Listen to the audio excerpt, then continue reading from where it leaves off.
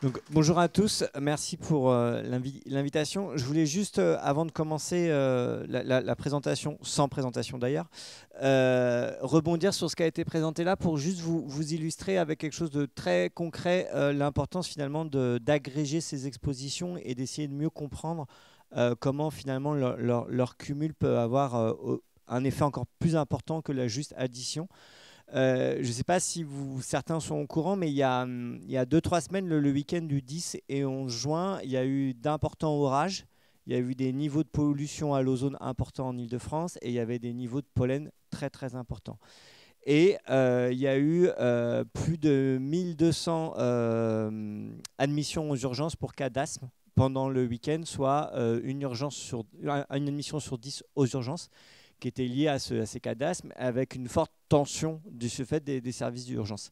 Et finalement, une des hypothèses qui reste encore à consolider et à confirmer, c'est bien finalement le cumul de ces trois expositions ou phénomènes qui finalement ont impacté fortement les personnes vulnérables, à savoir les personnes asthmatiques, et qui ont fait qu'on a eu cette tension sur le système de soins en Île-de-France.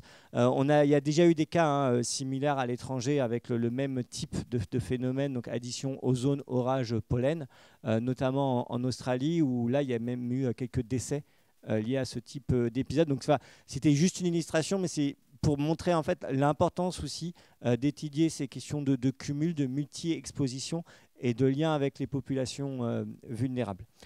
Je voulais déjà vous remercier pour l'invitation. Alors moi, je travaille à AirParif. AirParif, c'est l'Observatoire de la qualité de l'air en Île-de-France. Donc, on va vous parler essentiellement de qualité de l'air à travers des chiffres, puisque au départ, on est métrologue, même si on se soigne un petit peu. Et je vais essayer de vous illustrer quels sont finalement les effets sur la santé de la pollution de l'air et comment ils se traduisent. Ça a déjà été évoqué dans les lignes majeures par Raphaël.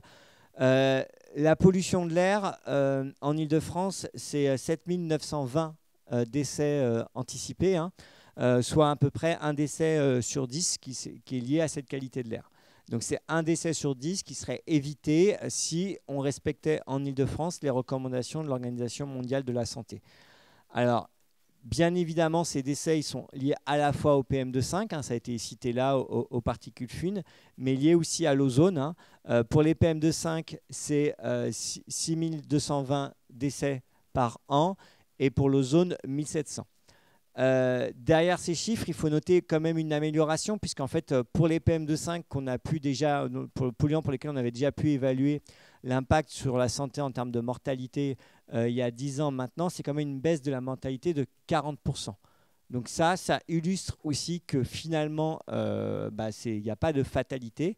Les actions mises en place d'amélioration de la qualité de l'air, à la fois au niveau local, au niveau régional, au niveau national et européen, et ça concerne l'ensemble des secteurs, permettent finalement d'améliorer la qualité de l'air et donc d'améliorer notre santé derrière.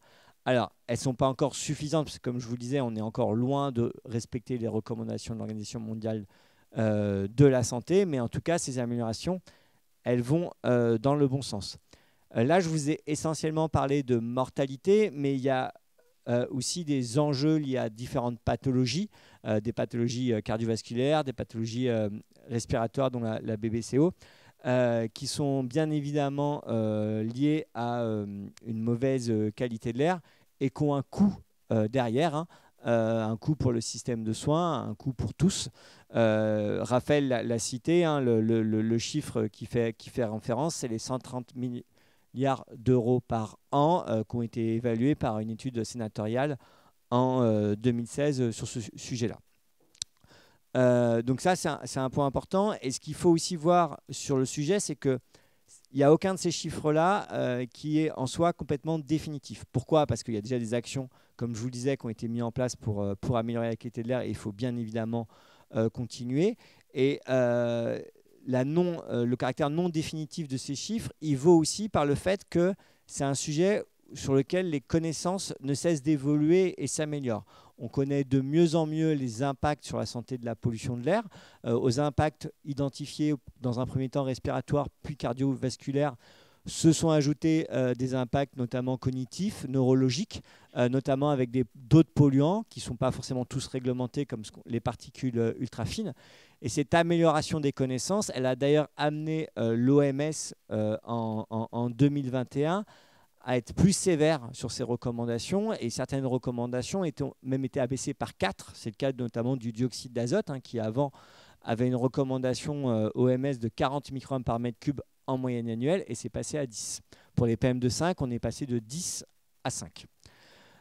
Notez au passage qu'actuellement, il y a des discussions au Parlement européen sur le projet de directive pour pouvoir faire évoluer les valeurs limites. Alors, on n'ira pas forcément à un alignement directement sur le recours OMS, mais faire évoluer les valeurs limites pour qu'elles prennent mieux en compte ces recommandations OMS. Les valeurs limites, c'est ces fameuses valeurs qui sont contraignantes, qui sont dans la réglementation européenne et qui sont dans la réglementation française, et dont les États membres se doivent de les respecter. D'ailleurs, à ce sujet, la France a été condamnée par la Cour de justice de l'Union européenne pour non-respect des valeurs limites. L'État français a été aussi condamné par le Conseil d'État. Et je ne sais pas si vous avez vu la semaine dernière, mais il y a aussi 2 familles qui ont eu... l'État a été condamné suite à une plainte de 2 familles, aussi en lien avec les impacts sur la santé des enfants de ces familles-là, en lien avec une exposition à la qualité de l'air, et ils étaient à proximité du boulevard périphérique parisien. Donc voilà, tout ça pour vous dire que l'impact sur la santé de la pollution de l'air, il est tangible. Il y a encore du travail pour continuer finalement à améliorer les connaissances pour encore mieux cerner l'impact sur la santé de ces polluants de l'air, et donc aussi mieux identifier finalement les polluants les plus en cause et identifier de ce fait aussi les leviers d'action les plus efficaces. Mais c'est quelque chose d'important. Alors si vous voulez plus d'informations, je vous ai amené un AirParif dossier qui fait une petite synthèse sans une ambition, avec l'ambition adéquate à nos moyens. Donc qui fait une petite synthèse de tout ce qui est en jeu pour la santé en lien avec la pollution de l'air. Ce AirParif dossier, il est aussi disponible sur notre site internet airparif.fr. Si ça vous intéresse, vous allez retrouver notamment des interviews côté Santé publique France, EHESP aussi. Voilà, donc ça c'est un élément. Et je voulais finir l'intervention aussi en vous parlant quand même de changement climatique, parce que là je vous ai essentiellement parlé de polluants de l'air. Il y a beaucoup de liens entre ces 2 thématiques. Elles sont souvent confondues d'ailleurs au niveau du grand public.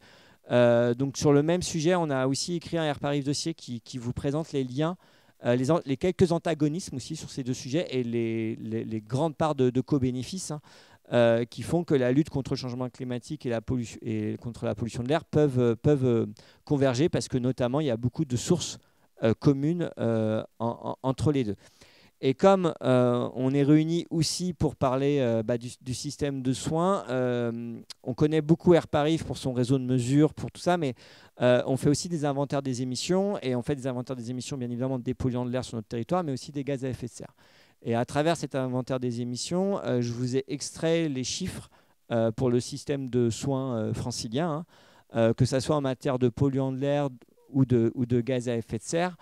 Le système de soins francilien, il contribue à hauteur de 11% aux émissions régionales tertiaires, soit à peu près, suivant les polluants, entre 0,1 et 1,3% aux émissions totales de la région, scope 1 pour les GES et pour les spécialistes. Donc ça, c'est pour le méthane, le CO2, etc., etc. Il y a quand même une exception importante à vous préciser, c'est pour le protoxyde d'azote, le N2O, donc qui est largement utilisé par le système de soins, et notamment dans les process d'anesthésie, où là, on a 83% des émissions du secteur tertiaire qui sont liées au système de soins, soit à peu près 12% des émissions totales de la région en protoxyde d'azote.